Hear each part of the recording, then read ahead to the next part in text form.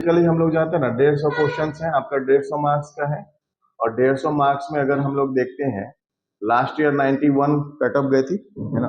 तो इसका मतलब ये है क्या कि आपको ना, मतलब हमें इस टाइप से स्ट्रेटजी देखिए, इस टाइप से स्ट्रेटजी बनानी पड़ेगी ना कि हम इसके ऊपर ही रहें, है ना। तो अब जैसे 150 में नॉर्मली अटेम्प्ट लेते हैं हम लोग 150 क्वेश्चंस में, तो देखिएगा कोई क्वेश्चंस ऐसा नहीं होता है क्या कि हाँ, अनलेस अगर स्टैटिक वाला पार्ट हम पढ़े हुए हैं तब तो आपको सुनने में आया रहेगा कि हाँ ये हम जान रहे हैं बट हमसे शायद ना बने। करंट वाले में है क्या कि अगर आप एग्जैक्टली जान रहे हैं तो ठीक है, अदरवाइज आप अंदाजा तो नहीं लगा सकते। तो ऐसे क्वेश्चंस में जैसे मैंने क्या बोला था कि आप ओवरऑल ही जैसे क्वेश्चन मिला, हम जो मेरी खुद की स्ट्रेटजी होती थी वो ये होता था कि हम पूरे क्वेश्चंस को 3 स्लॉट में बांटते थे, है ना। तीन तीन स्लॉट ले सकते हैं आप। पहले स्लॉट में ऐसा करिए 1 टू, मतलब कि 1 टू 150, 1 टू 150 जाइए, जो कि एकदम देखते के साथ बने, है ना। एकदम फर्स्ट इंस्टेंस में जो देखते के साथ बने, जितने भी नंबर ऑफ क्वेश्चंस रहेंगे उसको लेकर के, मतलब उसमें कोई ज्यादा नहीं। हाँ, ये वाला भी जोन आपका मतलब वार्निंग वाला जोन होता है, in the sense over confident zone रहेगा। तो ओवर कॉन्फिडेंट में गलतियां होती है ना। ओवर कॉन्फिडेंट में आपका सिली मिस्टेक्स होगा। तो इस वजह से आप जो है एकदम बिल्कुल सिंसियर मोड में करिए। और पीटी आपका इनफैक्ट उसका जो स्पिरिट है ना, जो उसकी आत्मा है पीटी का, कि वन एसेंस अगर पूछा जाए तो वो जस्ट है कि to weed out non serious candidate. यही है ना पीटी का मतलब। जिन्होंने एक जो सिलेबस है, प्रिस्क्राइब्ड सिलेबस है, उसकी अगर तैयारी की है होलसेल, और जनरल स्टडीज का अगर मूल पर्पस पे जाइएगा, वो यही है क्या कि एक जो पढ़े लिखे नॉर्मल ग्रेजुएट इंसान से जो सिलेबस के अकॉर्डिंग ग्रेजुएशन अगर बोला गया है तो उससे जो उम्मीद की जा सकती है, without going into further details. अगर आप, और खास करके जैसे यूपीएससी में जाइएगा तो सब्जेक्ट टेक्निकलिटी, मान लीजिए ज्योग्राफी में जो क्वेश्चंस बनते हैं ना, अगर आपने सिलेबस कवर किया है अच्छे से तो बन जाएगा आपसे। और अगर मान लीजिए कोई क्वेश्चंस ऐसे हैं जो कि आप बिल्कुल नहीं जान रहे हैं, तो उस क्वेश्चन को छोड़िए ना, जस्ट वो भी एक आपका, आपकी एटीट्यूड को परखने के लिए क्वेश्चन दिया गया कि कुछ क्वेश्चंस ऐसे डिलिबरेटली डालो जो कि स्टूडेंट को स्ट्रेस क्रिएट कर दे, है ना। आप जॉब के नेचर को समझिएगा, जो एक्चुअली आपका जॉब तो है ही नहीं, उसको हम लोग सर्विस बोलते हैं। तो सर्विस के नेचर को समझिएगा। तो आपका क्या बोलता है, सर्विस का नेचर क्या होना चाहिए? कम्युनिकेशन जो है वो एकदम परफेक्ट होना चाहिए, सुपीरियर से भी, सबऑर्डिनेट से भी। तो यानी कि इंटरप्रिटेशन वाली स्किल जो है वो आपको आनी चाहिए ना। अगर मान लीजिए क्वेश्चन कुछ और पूछ रहा है और आपने उसको कुछ और समझ लिया, तब तो बेसिक में ही प्रॉब्लम है। मतलब कि वो हमारा जो टारगेट था, हमारा जो कैरियर ड्रीम था, उसमें ही प्रॉब्लम है कि हमें शायद उस तरफ नहीं जाना था। समझ गए ना। एक तो ये हो गया कम्युनिकेशन को लेके। तो यहाँ पे आप कम्युनिकेशन कर रहे हैं क्वेश्चंस को, तो क्वेश्चंस को बार बार पढ़िए। टेस्ट सीरीज जब देते हैं तो उसमें क्वेश्चंस को समझने की कोशिश करिए कि मतलब ये वाला चीज परफेक्ट करिए कि हाँ, क्वेश्चन जो बोल रहा है एग्जैक्टली आप वही समझ पा रहे हैं। दूसरी बात यह है कि स्ट्रेस मैनेजमेंट का, अगर मान लीजिए कोई टफ सिचुएशन है ना, क्राइसिस सिचुएशन आ गया, being crisis head at sub divisional level, आप देखिए कि आपकी क्या जिम्मेदारी होती है। क्या एक ऐसे पर्सन के हाथ में उस डिवीजन, उस टेरिटोरियल यूनिट को देगा जो कि खुद स्ट्रेस मैनेजमेंट जिसके पास है ही नहीं, और वो चीजें कहां से देखने को मिलेगी? यही आपका एग्जामिनेशन। आपको अभी जो परखा बीपीएससी जो आपको एग्जामिन करेगा वो अपने मेथड्स के थ्रू करेगा, हर किसी को इसी के थ्रू कर रहा है, और उसमें से जो भी सुटेबल है उनको वो कर ले रहा है। तो स्ट्रेस मैनेजमेंट उसका पीटी से ही शुरू हो जाता है ना। जैसे कि मान लीजिए आपने देखा होगा कि सबसे पहली बात ये हो जाती है कि बहुत पढ़ना होता है सिविल सर्विस की तैयारी में। तो बहुत पढ़ना है तो ऑलरेडी ये हैवॉक क्रिएट हो गया। एक्चुअली में क्या है कि जो सिलेबस है और जो सर्विस नेचर है, यहाँ पे मैंने पहले ही बोला कि ये सर्विस है ना। देखते होंगे, अगर मान लीजिए कंपैरेटिव एनालिसिस करें, जैसे बैंकिंग सर्विस है और इधर आपका एडमिनिस्ट्रेटिव सर्विस है। तो बैंकिंग सर्विस एक पर्टिकुलर लाइन की तरफ हो गया ना, एक स्पेसिफिक पर्पस को सॉल्व करता है कि हाँ, बैंकिंग जो ऑपरेशन है उसको with in A limited banking जो रीजन है, उस मान लीजिए एसबीआई का, यहाँ पे एक SBI state bank of India है, और जो उसके रीजन असाइंड है ना, जिस रीजन के लिए रिस्पॉन्सिबल है, जो जोन में आते हैं, तो बैंकिंग ऑपरेशन बस उसी के लिए करेगा। लेकिन जैसे ही आप एडमिनिस्ट्रेटिव सर्विस में जाते हैं तो आप क्या, रीजन तो असाइन है आपके, बट क्या जो नेचर है आपके काम का वो डिफाइन रहेगा। आज मान लीजिए हम लोग डिजास्टर की बात करें तो आज जो है हो सकता है साइक्लोन आ जाए, है ना। कल के डेट में हेवी मतलब हेवी रेनफॉल आ जाए, फ्लड का सिचुएशन आ जाए, ड्राउट का सिचुएशन आ जाएगा। तो जब तक वो एडमिनिस्ट्रेटिव कॉम्पिटेंसी लेवल नहीं होगी ना, तो फिर कैसे आएगा? तो इस वजह से क्या है कि हमको उस सर्विस के लिए फिट अपने आप को दिखाना है ना, तो मेरी पर्सनालिटी उस अकॉर्डिंग होगी तभी तो वो लेगा ना।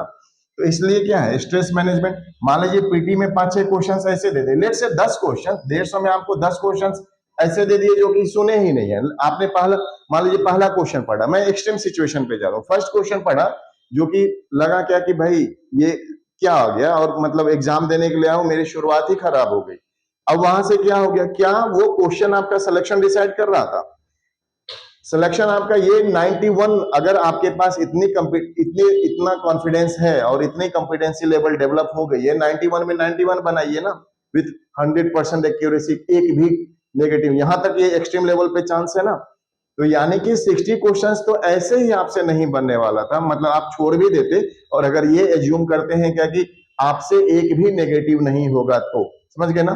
तो यानी कि कुछ क्वेश्चंस ऐसे हैं जो कि आपको छोड़ देने। मान लीजिए आप ऐसे क्वेश्चंस को ले सकते हैं 20 से 30 क्वेश्चंस में, है ना, जो कि आपको हो सकता है सुने ही नहीं हो आपने, कोई रेंज ही नहीं है उसका, आपसे नहीं होगा। यानी आप समझिए कि पहला क्वेश्चन वही है, दूसरा क्वेश्चन वही है, तीसरा क्वेश्चन नहीं बना वो भी वही है, समझ गए ना।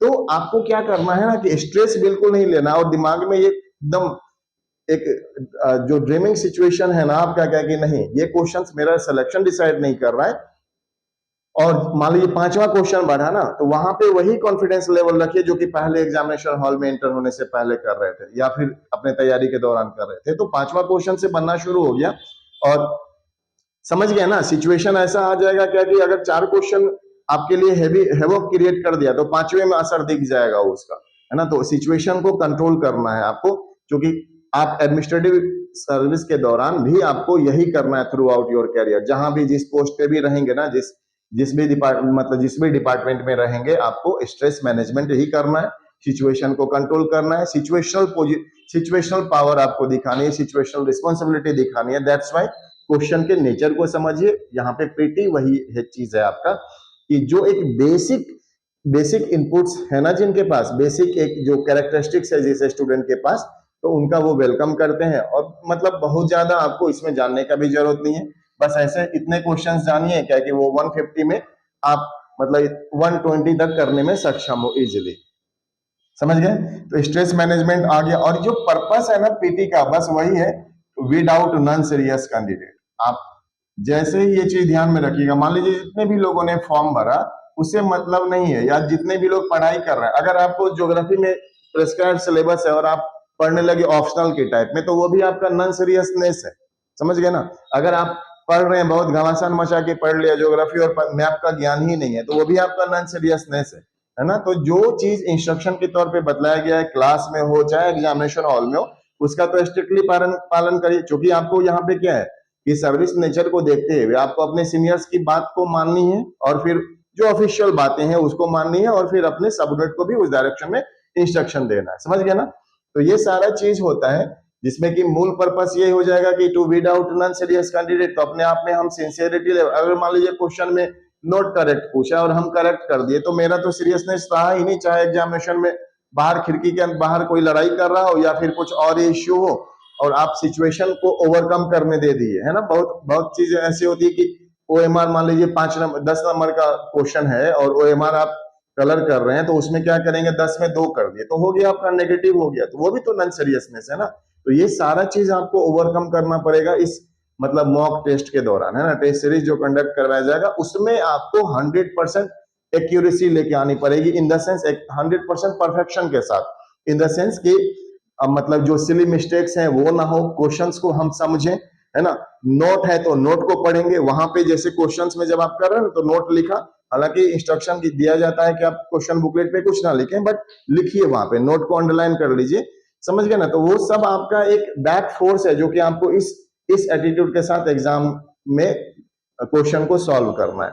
तो हम लोग यहाँ पे देख स्ट्रेटजी डिस्कशन कर रहे थे, तो पहले स्लॉट में 1 to 100 क्वेश्चंस पूरा का पूरा देखिए, और जो कि फर्स्ट इंस्टेंस में बनने वाले क्वेश्चन है, और यहाँ पे ओवर कॉन्फिडेंट वाला जोन है, इस वजह से सिली मिस्टेक्स के भी चांसेस होंगे, है ना। नोट करेक्ट ये सब चीज आप शुरू से ही लेके चलिए, और देखते के साथ बन जाए वो करिएगा। तो ऐसे में देखिएगा आपके पास लगभग 150 में 60 क्वेश्चंस ऐसे होंगे जो कि आपका एकदम फर्स्ट इंस्टेंस में बन जाएगा। नंबर कम भी आता है तो भी आपको इस बात को ध्यान रखना है, स्ट्रेस मैनेजमेंट, है ना। अब दूसरा है आपका एनालिसिस, मतलब ये फर्स्ट स्लॉट हो गया। सेकंड स्लॉट में आप जो है एनालिटिकल वाले क्वेश्चंस को जाइए, समझ गए।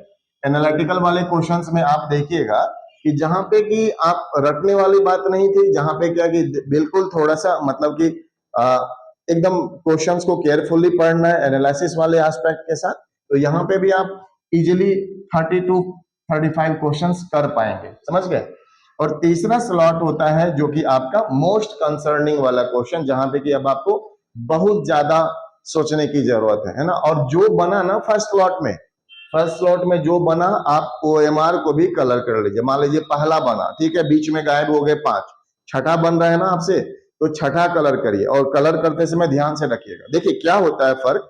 मान लीजिए हम बना रहे हैं, है ना, एक monotonous mind, monotonous in the sense कि मान लीजिए 5 क्वेश्चंस सिचुएशन के हिसाब से करिएगा। मान लीजिए मेरे साथ ऐसा सिचुएशन हो गया कि हमको जो मिला बुकलेट सीरीज जो मिला, उसमें शुरुआत के 5 क्वेश्चंस आ ही नहीं रहे थे, तो फिर भी हमको ये पता था कि ये 5 क्वेश्चन सिलेक्शन नहीं करेगा, just be cool, all is well करके आप अपने आप को समझाइए कि मान लीजिए आपके पास अभी भी तो 145 क्वेश्चंस हैं, वहां पे दिखाइए ना 91 से मतलब है आपका, अगर लास्ट ईयर रेफरेंस लें तो। अब उसके बाद जब आप पांचवा कर रहे हैं OMR में वो कलर करेंगे तो 5 का 5 ही करिए। तो उसमें क्या होगा ना कि जैसे फर्स्ट स्लॉट में कर लिया तो आपका माइंड भी जो है अब सिचुएशन से बाहर आ गया, यानी कि अगर कोई और भी चल रहा होगा माइंड का कंडीशन, मेंटल स्टेटस, तो OMR कलर करने के बाद देखिएगा थोड़ा सा स्टेटस चेंज होता है ना, स्टेटस चेंज होगा, जो कि अब दूसरे स्ट्रेटेजिकल वे में जाएंगे, एनालिटिकल वाले क्वेश्चंस को पढ़िएगा तो माइंड थोड़ा सा अब अलग मोड में जाएगा। तो OMR भी आपका हो चुका है, मतलब टाइम मैनेजमेंट भी हो जाएगा ऐसे में, है ना, स्ट्रेस भी शेड ऑफ होता रहेगा। मान लीजिए 60 हो गए क्वेश्चंस, तो आपको पता है ना कि 60 हो गए हैं मेरे, अब हमको बस लगभग और 50 क्वेश्चंस करने हैं सेफ साइड में, है ना। तो अब यहां तक में जो इस वाले में आपका नेगेटिव बहुत कम होना चाहिए, बहुत मतलब नेग्लिजिबल होना चाहिए, या फिर बिल्कुल जीरो ही समझ लीजिए इसको आइडियली। यहाँ पे आपका थोड़ा सा नेगेटिव जाएगा जो कि एनालिटिकल वाला। और तीसरा वाला जोन होता है जहां पे कि चांसेस होते हैं मैक्सिमम आप नेगेटिव करेंगे उस वक्त, है ना। तो इसीलिए फर्स्ट वाला भी अलार्मिंग होता है और थर्ड वाला भी जो स्टेज है वो भी अलार्मिंग है, समझ गए ना। क्योंकि यहाँ पे हो सकता है सोचते सोचते जरूरत से ज्यादा सोच लेंगे। ध्यान बस पूरे 2 आवर्स के ड्यूरेशन में हमको ये देखना होता है क्या कि जीएस का पेपर है, जीएस का पेपर है, एक नॉर्मल हेल्दी ब्रेन के साथ जो क्वेश्चन समझ में आएगा वो बनाना है हमको, है ना। सब्जेक्ट की मास्टरी नहीं दिखानी यहाँ पे। तो ऐसे में आप देखेंगे ना कि हाँ पीटी एक स्ट्रेटजी के साथ अगर आप पढ़ाई की है ना तो पीटी निकल जाएगा और टेंशन वाली बात नहीं है। और आपको ये सारा कॉन्फिडेंस कब आएगा कि जब आप तैयारी अच्छी करके रखे हुए, है ना। कभी कभी सुनते होंगे क्या कि अरे उसकी तो तैयारी थी नहीं अच्छी फिर भी पीटी निकल गया, तो नहीं, उसने पहले तैयारी किया हुआ था, बाकी चीजें इन सब के दौरान उसकी तैयारी है और सिलेबस को कवर करके रखा हुआ है। आज किया हो या फिर 2 साल पहले किया हो, बस उसने जो जो ब्रशअप कर लिया अभी के टाइम पे, है ना। तो वो आपसे अपनी स्ट्रेटजी नहीं शेयर कर रहा है, बट जो एग्जाम निकालने के लिए चाहिए ना स्ट्रेटजी, वो उसके पास सर्टेनली है, तभी जाके एग्जाम निकला है ना। अभी तो अब जैसे पहले क्या होता था कि नॉर्मल आप कुछ भी पढ़ लिए जाके दे दिए, थोड़ा क्वेश्चन का नेचर, क्वेश्चन वैसे ही है, बस थोड़ा सा उसको ना क्वेश्चन के स्ट्रक्चर्स को चेंज कर दिया गया। चेंज इसलिए किया गया कि लगे कि हाँ ये सिविल सर्विस का एग्जाम है ना, कि पहले सिंगल लाइन के क्वेश्चन ऐसे बन जाते थे, समझ गए। कौन सी बुक पढ़नी है स्ट्रेटजी बनाने में, है ना, उसको जरूर रेफर करिएगा। कुछ रिकमेंडेड जो बोला था आपको वो सारी चीजें देखिए, एक स्टैंडर्ड वे में मतलब अपना देखते रहिए। जैसे कि जो भी टेस्ट है उसमें अपना करिए। जैसे इसमें फायदा क्या होगा टेस्ट में, जैसे कि मान लीजिए अगर ये बोला गया क्या कि हाँ बिहार इकोनॉमिक सर्वे है, बिहार इकोनॉमिक सर्वे में आपको एग्रीकल्चर पढ़ लेना है, तो आप क्या करिए ना कि पूरा का पूरा इकोनॉमिक सर्वे का डाउनलोड मत करिए, है ना। जैसे इंडिया वाला भी तो आप बाय डिफॉल्ट कर ही रहे हैं, है ना। और यहाँ स्टेट वाले में अगर एग्रीकल्चर है तो डेलिबरेटली ऐसा करके रखे हैं कि एग्रीकल्चर का ही जाके पीडीएफ निकालिए, है ना। ऐसा भी तो नहीं है कि कंबाइन करके पीडीएफ में कम पैसा लगेगा, सेम पैसा ही लगना है। तो एग्रीकल्चर का करके निकालिए, पतला सा हो जाएगा और आप उसको ना पूरा का पूरा अच्छे से, जो फैक्चुअल चीज है उसको, फैक्चुअल चीज में जो एनालिसिस वाला पार्ट है उसको जरूर देखिए, बाकी को फैक्चुअल में छोड़ दीजिए। हाँ, जहां पे कि मान लीजिए एग्रीकल्चर प्रोडक्शन की बात होगी, आपको ये लग रहा है क्या कि हाँ इसका स्कोप है ऐसे वगैरह में भी, तो हम वो चीज देखेंगे, समझ गए ना। बाकी बहुत ज्यादा फैक्चुअल होने लगे तो वो छोड़ दीजिए। हाँ, ट्रेंड जरूर देखिए कि 5 सालों में, पिछले 5 सालों में एग्रीकल्चर प्रोडक्शन का ट्रेंड कैसा रहा है, क्या बीच मतलब लगातार बढ़ रहा है या फिर बीच में घटा भी है। उसी टाइप से स्टेट्स की जीडीपी, अगर मान लीजिए क्या लगातार बढ़ रही है जीडीपी उसकी, या फिर फ्लक्चुएशन घटा भी है, ऐसा करके, समझ गए ना। तो अब एग्रीकल्चर को जैसे आप प्रिंट आउट ले लीजिए, हार्ड कॉपी ले लीजिए, और जो उसमें इंपॉर्टेंट पॉइंट है अंडरलाइन कर लीजिए। लिख, मान लीजिए स्पेस बचता है, थोड़ा सा ब्लैंक स्पेस भी कहीं कहीं मिलेगा, तो उसमें वो पॉइंट्स लिख लीजिए। जहां पे जरूरत पड़ेगी उसको कवर कर दीजिए, मेंस के लिए इंपॉर्टेंट है वो लिख दीजिए। पीटी की तैयारी के साथ साथ आपका मेंस का भी तैयारी हो गया। एनालिसिस पार्ट में आपके पास वहां पे देखिएगा स्टेट गवर्नमेंट की पर्टिकुलर स्कीम्स है with reference to Indian government, Indian government का भी रेफरेंस लिया जाता है बार बार वहां पे। तो समझ रहे हैं, एक पूरी जो सिविल सर्विस का नॉर्म्स है ना, बाय डिफॉल्ट आपके अंदर में वो सेट हो जाएगा और आपको पता भी नहीं चलेगा, है ना। तो हमें एक्चुअली इन्हीं सारे बातों का ध्यान रखना होता है, ठीक है। तो जितना भी सेगमेंट दिया गया, मान लीजिए सपोज एग्रीकल्चर है, जो टॉप प्रायोरिटी के हैं, जैसे ह्यूमन डेवलपमेंट का है, वो पीडीएफ निकाल लीजिए, तैयारी करिए। स्टेट फाइनेंस है, जरूरत भी नहीं है उसके निकालने की, आप मतलब जो सॉफ्ट कॉपी है उससे भी पढ़ाई कर सकते हैं, या थोड़ा बहुत उसका नोट्स बना सकते हैं, है ना। या फिर मान लीजिए एक्सपेंडिचर वगैरह का क्या ट्रेंड रहा है, क्या कंपोनेंट किसके हैं, है ना। स्कीम्स पर्टिकुलरली कुछ हाईलाइट किया जा रहा है तो उसको जरूर हम देखेंगे, समझ गए ना। तो इस हिसाब से उसको करिए। अब उसके बाद जैसे एग्जीक्यूटिव समरी भी इसका निकलता है ना। एग्जीक्यूटिव समरी 10-12 पेज का है, उसको जरूर पढ़ लीजिए। उसको हमेशा उसकी प्रिंट आउट रखिए अपने पास। तो सेगमेंट वाइज करके जाइए, लोड भी नहीं पड़ेगा, है ना, और फिर आपका धीरे धीरे कवर हो जाएगा। उसके बाद जो है इंडिया वाला भी अपना सॉफ्ट कॉपी रखिए, जो जरूरत लगे काम का है तुरंत उसको रेफर कर लीजिए कि हाँ चलिए इंडिया का कैसा रहा था और स्टेट का कैसा रहा है। और जहां पे स्पेसिफिकली ऐसा किया जा रहा है वहां पे तो जरूर देखिए, मतलब उस मतलब इकोनॉमिक सर्वे में ही अगर मेंशन किया गया है तो, समझ गए ना। तो अपनी तैयारी को इस हिसाब से रखिए, सो दैट कि आप एक होलिस्टिक वे में प्लान कर रहे हो। ऐसा नहीं क्या कि हम पीटी पढ़ रहे हैं या फिर पीटी का टेस्ट सीरीज है बस हम उसकी तैयारी करते हैं। तैयारी आप पीटी के बाद क्या करेंगे, बस पीटी निकल गया तो नहीं हो गया ना काम, इंटरव्यू तक भी है आपको लेके चलना है। कि इसीलिए ना मतलब डे फर्स्ट से ही आप जो है अपने एटीट्यूड को बदलने के, अगर attitude up to that level है तो बहुत सही है, उसको और रिफॉर्म करना है, इंप्रूव करना है। अदरवाइज हमको अपने एटीट्यूड, अपने नॉर्म्स को अलाइन करना है, मतलब सिविल सर्विस नॉर्म्स के अकॉर्डिंग, है ना। तो उसमें आपको ये जरूर आना चाहिए क्या कि पर्टिकुलर क्वेश्चंस के लिए आपके क्या रिकमेंडेशंस हैं, पर्टिकुलर प्रॉब्लम्स के लिए क्या रिकमेंडेशन है। जब ये क्वालिटी डेवलप हो जाएगी ना, तब इसका मतलब सही डायरेक्शन में, समझ गए।